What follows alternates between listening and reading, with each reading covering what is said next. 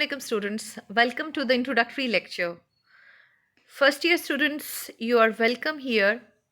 जहाँ पर हम लोग देखेंगे कि किस तरह से हमें इंग्लिश पढ़नी है। इंग्लिश कंपलसरी का ये लेक्चर है और हम इसमें देखेंगे कि हम लोगों को इंग्लिश कंपलसरी का जो सब्जेक्ट है वो हमें किस तरह से करना है, किस तरह से हमें उसको लर्न करना है कि हम लोगों को फ्यूचर ईयर्स में भी ये हेल्प कर सके. So this is going to be the stages and the introduction to the methodology कि किस तरह से हम अंग्रेज़ी पढ़ने जा रहे हैं ताकि हम लोगों को आसान हो जाए, हमें उसमें मुश्किल ना रहे, हमें अंग्रेज़ी सीखनी नहीं पड़े, हमें इंग्लिश खुद से आ जाए.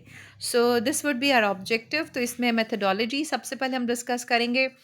तो जो हमारी मेथडोलॉजी है जी वो है GTM, जिसको हम ग्रामर ट्रांसलेशन मेथड कहते हैं जी. ग्रामर ट्रांसलेशन मेथड जो है ये एक एंशियंट मेथड है जो कि इंट्रोड्यूस कराया गया था कि जिस वक्त आप एक नई लैंग्वेज सीख रहे होते हैं और उस वक्त में आपको उस लैंग्वेज के बहुत सारी वोकैबुलरी के बारे में आप नहीं जानते होते हैं, नई वर्ड्स होते हैं, नया सिंथेसिस होता है, नया स्ट्रक्चर ऑफ सेंटेंस होता है, तो उस सूरत में आप कैसे उसको समझ सकते हैं, कॉम्प्रिहेंड कर सकते हैं.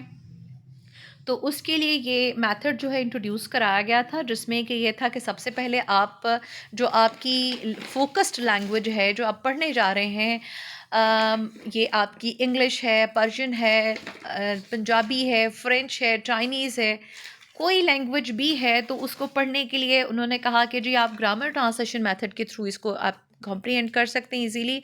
और उसमें क्या है कि सबसे पहले आपको उस लैंग्वेज की ग्रामर को सीखना, उसके रूल्स को सीखना है और उसके बाद आप उसकी ट्रांसलेशन जो है वो कर सकेंगे.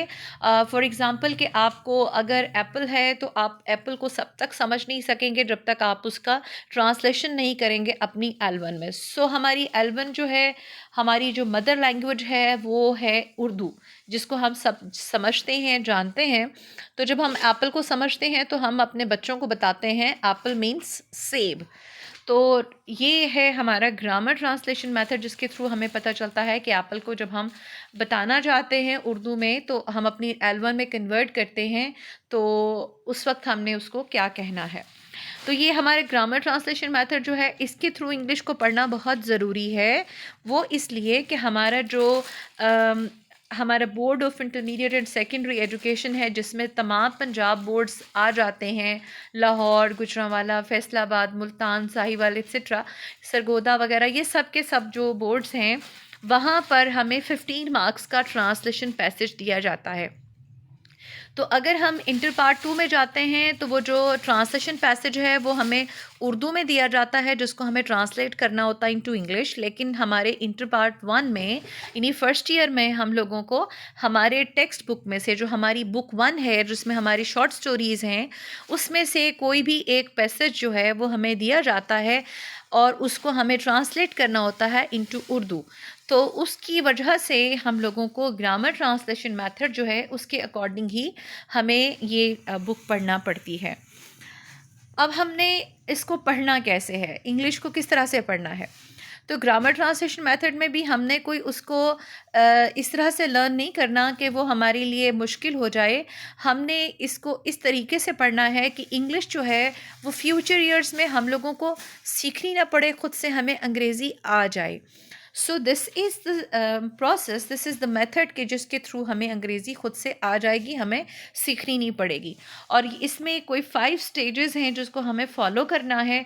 और अगर हम ये फॉलो करते हैं, हम लोग whether we are in intermediate और we are the students of degree class, फिर चाहे हम BS 4 ईयर्स के स्टूडेंट्स हैं, चाहे हम मैट्रिकुलेशन के स्टूडेंट्स हैं, हम लोग किसी भी ग्रेड के, किसी भी क्लास के स्टूडेंट्स हैं, और अगर हम किसी भी लैंग्वेज को, स्पेशली इंग्लिश लैंग्वेज को, अगर हम इन 5 स्टेजेस के थ्रू पढ़ते हैं, इस प्रोसेस, इस मेथडोलॉजी को फॉलो करते हैं, तो इंग्लिश हमें खुद से आ जाएगी, हमें उसको याद नहीं करना पड़ेगा. तो this would be the target इंशाल्लाह. और इसको हमारा जब हम पढ़ने लगेंगे और जब आप एज अ स्टूडेंट जब इसको प्रैक्टिस करने लगेंगे तो उस वक्त भी आपका टारगेट ये होना चाहिए कि आपको इंग्लिश याद नहीं करनी है, आपको इस तरीके से इस पूरी एक्सरसाइज को करना है कि आपको अंग्रेज़ी खुद से आ जाए. अब वो क्या है जी, number 1 is plain reading. Plain reading क्या है जी? आपने simple sit in front of the mirror और आपने प्लेन रीडिंग शुरू कर देनी है। आपका जो भी गिवन टेक्स्ट है, आपकी टेक्स्ट बुक है या आपका न्यूज़पेपर है, आप नॉवल पढ़ने जा रहे हैं, कुछ भी है आपके पास, आप sit in the front of the mirror और आप वहाँ पर बैठकर प्लेन रीडिंग करेंगे। अब यहाँ पर फोकस करने की ज़रूरत, कंसंट्रेट करना आपने इस चीज़ पर कि मैंने आपको ये बिल्कुल नहीं कहा कि आप जब रीडिंग करेंगे तो आप ट्रांसलेशन भी करेंगे, साथ में आप रीडिंग करेंगे तो आप बहुत समझ सोच कर पढ़ेंगे, ऐसा बिल्कुल नहीं है। आपने प्लेन रीडिंग करनी है। प्लेन रीडिंग में हमें फ़ायदा क्या होगा कि प्लेन रीडिंग करने से जो सेंटेंस का स्ट्रक्चर है, जो उसका बेसिक सिंथेसिस है, वो हमारे माइंड में खुद से प्रिंट होता चला जाएगा। This is very automatic and this is very natural. So हमने प्लेन रीडिंग करनी है सिर्फ इस स्टेज पर। नंबर 2, सेकेंड स्टेज जो है वो हमारी है जी reading plus underline the difficult words. अब हमने सेकेंड टाइम रीडिंग करनी है। अब जो सेकेंड टाइम रीडिंग करनी है, इसमें भी हमने फोकस अपना रीडिंग पर रखना है और रीडिंग पर रखने के साथ साथ हमने उसमें जैसे जैसे हम रीडिंग करते चले जाएंगे तो जो भी चलते चलते हमें ऐसा कोई वर्ड नज़र आता है कि जो हमें डिफ़िकल्ट लगता है, हमने कभी सुना नहीं है, वो हमारे लिए अनफेमिलियर है, अननोन है, तो हमने उस डिफ़िकल्ट वर्ड को अंडरलाइन करना है। और अभी भी आप देखें कि हमारा कंसंट्रेशन रीडिंग से हटा नहीं है, हम रीडिंग के ऊपर फोकस कर रहे हैं और उसके साथ हमने अपनी एक्सरसाइज की है कि हमने डिफ़िकल्ट वर्ड्स को अंडरलाइन किया करना है। और नंबर 3 जो है, ये आप अपने लिए इसको बहुत ज़रूरी बना लीजिए। वो क्या होगा कि आपने जो डिफ़िकल्ट वर्ड्स हैं, इन सारे जिनको आपने अंडरलाइन किया है, इसको आप अपनी नोटबुक में एक लिस्ट बना लीजिए। आपके पास एक अपनी हैंडबुक तैयार होनी शुरू हो जाएगी। तो make a list in the notebook. Number 4 जो है, जो फोर्थ स्टेज है, वो हमारी है कि reading plus guess the meaning of the underline difficult words. तो इसमें क्या होगा कि जी आपने अभी अपना फोकस रखना है रीडिंग पर। अब आप, this is the third time कि आप रीड कर रहे हैं उस टेक्स्ट को। अब रीड करते हुए आपको देयर का मीनिंग आपको आता है, इस का आपको आता है, आर का आपको आता है, इन का आता है, अंडर का आता है, ओवर का आता है, अप का आता है। सो इतने बहुत सारे वर्ड्स हैं जिनके आपको मीनिंग्स आते हैं। आपने उन सारे मीनिंग्स का आपको पता है, आपने करते हुए इस पूरे कॉन्टेक्स्ट, ये पूरे सेंटेंस में आपको कुछ वर्ड्स जो डिफ़िकल्ट वर्ड्स लगे हैं, वो मैक्सिमम 1 होगा, 2 होंगे, 3 होंगे, वो आपको एक सेंटेंस में से वर्ड्स मिलेंगे। अब क्या होगा, आपने अक्सर देखा होगा कि आपके जो मैगज़ीन होते हैं, समटाइम्स उसमें एक एक्सरसाइज आई होती है, एक पज़ल आया होता है। अगर कभी आप उर्दू मैगज़ीन्स की तरफ चले जाएँ, स्पेशली अगर आप किसी ऐसे मैगज़ीन में जाते हैं कि जहाँ पर बच्चों के लिए पेजेस भी होते हैं, स्टूडेंट्स के लिए भी होते हैं, तो वहाँ पर आपको ये पज़ल्स ज़रूर मिलेंगे कि जिसमें आपको सेंटेंस दिया होता है और उसमें 1 या 2 ब्लैंक्स होते हैं और उसके लिए उन्होंने आपको 2 या 3 वर्ड्स दिए होते हैं। आपको उन 2-3 वर्ड्स में से चूज़ करके उस ब्लैंक में फ़िट करना होता है कि जो बहुत द मोस्ट अप्रोप्रिएट वर्ड हो, द मोस्ट सूटेबल वर्ड हो उस पूरे सेंटेंस के हिसाब से। अब क्या होगा कि आपने जो डिफ़िकल्ट वर्ड्स को अंडरलाइन कर लिया हुआ है, आपने इमेजिन ये करना है कि ये जो डिफ़िकल्ट वर्ड्स हैं, ये ब्लैंक्स हैं, यहाँ पर कोई चीज़ नहीं है, यहाँ पर कोई वर्ड नहीं लिखा हुआ, यहाँ पर खाली जगह है। आपने उस खाली जगह को फिल करना है, उस ब्लैंक को फिल करना है अपनी इमेजिनेशन में, उस वर्ड का कोई भी सब्स्टिट्यूट ढूंढ कर कि जिससे उस सेंटेंस का वर्ड जो मीनिंग है वो कंप्लीट हो जाए। जब उस पूरे सेंटेंस का मीनिंग यानी उसका मफहूम जो है वो कंप्लीट हो जाता है आपके उस सब्स्टिट्यूट वर्ड से, जो आपने उस वर्ड की जगह पर लगाया, जो आपको डिफ़िकल्ट लग रहा था, तो अब क्या होगा कि that would be the contextual meaning of that word. आप ये नई टर्म आपने सुनी होगी, कंटेक्चुअल वर्ड, जो कि आजकल के छोटे बच्चों को भी बताया जाता है कि बच्चे जो है कॉन्टेक्स्ट क्या होता है, आपने रेफरेंस द कॉन्टेक्स्ट आपने मैट्रिक में भी पढ़ा होगा। इसके अलावा आपने सियाको सबाक उर्दू में पढ़ा होगा।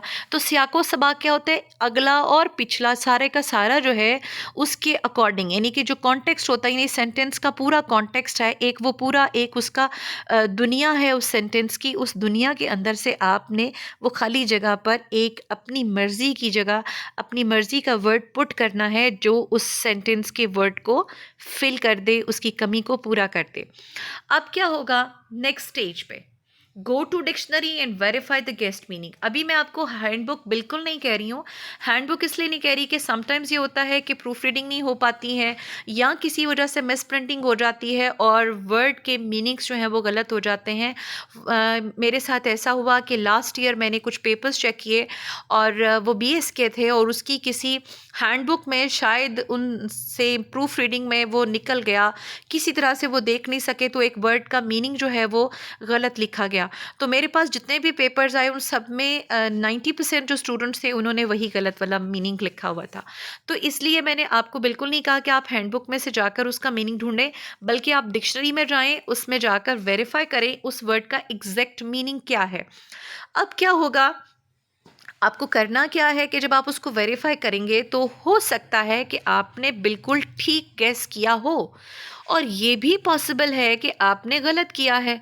तो कोई बात नहीं, इससे आपने बिल्कुल हर्ट नहीं होना, ना डिसअपॉइंट होकर आपने इस एक्सरसाइज को छोड़ना है, क्योंकि with the passage of time जब आप इसकी प्रैक्टिस करते चले जाएंगे, आप एक्सरसाइज करते चले जाएंगे, तो with the passage of time आप इसमें बहुत परफेक्ट होते चले जाएंगे। हो सकता है शुरू के 1 दिन में, 2 दिन में, 1 वीक में, 2 वीक्स में आपके सारे गलत होते हों मीनिंग्स, लेकिन फिर आप देखेंगे with the passage of time कि इसमें इम्प्रूवमेंट आने शुरू होगी और फिर आपको डिक्शनरी की ज़रूरत ही नहीं पड़ेगी, आप कॉन्टेक्स्ट से उस वर्ड का मीनिंग गेस कर लेंगे। It will help you in the comprehension passages. जब आप इंटरमीडिएट में कॉम्प्रीहेंशन पैसेज करेंगे, जब आप एडीपी थर्ड ईयर में जाकर कॉम्प्रीहेंशन पैसेज अटेम्प्ट करेंगे, तो आपको ये एक्सरसाइज बहुत हेल्प आउट करेगा कि आपके पास अननोन जब वर्ड्स आ जाते हैं, अननोन पैसेजेस आपने अनसीन जब आपके पास आ जाते हैं, अटेम्प्ट करने होते हैं आपने, तो बहुत सारे वर्ड्स ऐसे होते हैं कि जो आपने कभी नहीं देखे होते हैं। तो उस सूरत में आपको ये एक्सरसाइज, ये वाली प्रैक्टिस बहुत हेल्प आउट करेगी। इसके अलावा जब आप फ्यूचर ईयर्स में जाएंगे, जहाँ पर अभी आपके पास टाइम है, अभी आपकी बेस बन रही है, आप अभी बेस बना लेंगे, आपके पास वक्त भी है, आप इसी मेथोडोलॉजी के थ्रू पढ़ भी रहे हैं, तो अब इसमें ये होगा कि फ्यूचर ईयर्स में आगे जाकर आपको इसमें ये सारी एक्सरसाइज करने की ज़रूरत नहीं पड़ेगी। आप सिंपल अपनी बुक्स को देखेंगे और आपको उसके जो मीनिंग्स हैं वो आप गेस कर लेंगे और आपको वो मीनिंग्स आ जाएंगे। सो इस तरह से इंग्लिश आपको याद नहीं करनी पड़ेगी, आपको इंग्लिश आ जाएगी। तो ज़रूरी नहीं है कि आप अपनी हैंडबुक में दिया गया मीनिंग ही करें, जो उसका द मोस्ट अप्रोप्रिएट मीनिंग है आप उसको उसमें ऐड कर सकते हैं। सो दीज आर 5 स्टेजेस जिनके थ्रू आप इंग्लिश पढ़ेंगे। विदाउट डिक्शनरी आप इतने एबल हो जाएंगे, कैपेबल हो जाएंगे इस चीज़ के कि आप अपनी इंग्लिश की कोई भी स्टोरी आप पढ़ सकेंगे, आप नॉवल पढ़ सकेंगे, आप न्यूज़पेपर्स की रीडिंग कर सकेंगे। So it will help you in learning English. अभी ये प्रैक्टिस के लिए बटन का एक छोटा सा पैसेज मैंने यहाँ पर ऐड किया है। अब आप देखिए कि यहाँ पर हमने जो उसका जो हमारे सामने है फर्स्ट जो पैसेज है उसमें से हमने लिया, the package was lying by the front door. तो जब हम इसकी रीडिंग करेंगे, एक हम सिंपल रीडिंग करेंगे, the package was lying by the front door, a cube shaped carton sealed with tape, their name and address printed by hand. Norma picked it up, unlocked the door and went to the apartment. It was just getting dark. एक simple reading कर ली। उसके बाद अब इस simple reading से हमारे जो brain है उसमें एक इसका स्ट्रक्चर जो है वो फिट हो जाएगा। जब हम ऑटोमेटिकली राइटिंग करेंगे ना, तो ये वही सेंटेंस का स्ट्रक्चर जो है हमारे हाथ से निकलता चला जाएगा। अब जब हम सेकेंड फेज में आ जाएंगे, सेकेंड स्टेज पर, तो हमने अंडरलाइन कर लिया डिफ़िकल्ट वर्ड्स को, पैकेज को अंडरलाइन कर लिया, लाइंग को कर लिया, फिर क्यूब शेप को कर लिया, कार्टन, सील्ड, पिक्ड, अपार्टमेंट, हमने इनको अंडरलाइन कर लिया। उसके बाद हम पढ़ते भी चले गए, the package was lying by the front door, इसमें से हमें पैकेज समझ नहीं आया, हमने लिख लिया, लाइंग हमें नहीं आ रहा था, हमने कर लिया। इस तरह से हमने अपने पूरे जो स्टोरी है उसको पढ़ते हुए हमने इस तरह से अंडरलाइन करते चले जाना है। और फिर जो हमारा नेक्स्ट स्टेज होगा, अब हम लोग उसमें इसके मीनिंग्स को गेस करेंगे। The package was lying by the front door, यानी जो मरकज़ी दरवाज़ा है उस पर कुछ पड़ा हुआ है। वो क्या पड़ा हुआ है? लाइंग मीन्स के लेटा हुआ है, पड़ा हुआ है। और पैकेज जो है वो हम उसको पैकेट भी कह सकते हैं, हम उसको एक लिफाफा भी कह सकते हैं, हम उसको एक डब्बा भी कह सकते हैं। अ क्यूब शेप्ड कार्टन, एक चौकोर शक्ल का कार्टन, डब्बा सील्ड, बंद हुआ हुआ, जुड़ा हुआ विद टेप, जिसके टेप के साथ जुड़ा हुआ। तो ये इस तरह से हम लोग जब करेंगे एक्सरसाइज, हम अपनी प्रैक्टिस करते चले जाएंगे, तो हमारा ये जो 15 मार्क्स हैं ट्रांसलेशन पैसेज के, हमें क्योंकि जो बहुत सारे स्टूडेंट्स जो हैं ये वाला इतना फोकस नहीं करते इसके ऊपर, वो क्वेश्चन आंसर्स याद कर लेते हैं, तो वो तो उसमें तो सिर्फ 2 मार्क्स के क्वेश्चन आंसर्स हैं। और जब आपकी ट्रांसलेशन पैसेज की बारी आती है तो उसमें ट्रांसलेशन पैसेज पर चूंकि फोकस नहीं किया होता, ट्रांसलेशन में भूल जाते हैं कि चलें अब क्या करें। लेकिन जब अगर आप इस तरीके से पढ़ेंगे तो आपकी ट्रांसलेशन पैसेज में इंशाल्लाह आप 15 में से 13 मार्क्स भी ले सकते हैं। सो आप इसकी प्रैक्टिस कीजिए, इस मेथडोलॉजी को फॉलो कीजिए, आपको ये इंशाल्लाह ज़रूर हेल्प आउट करेगी। थैंक यू एंड अल्लाह हाफ़िज़।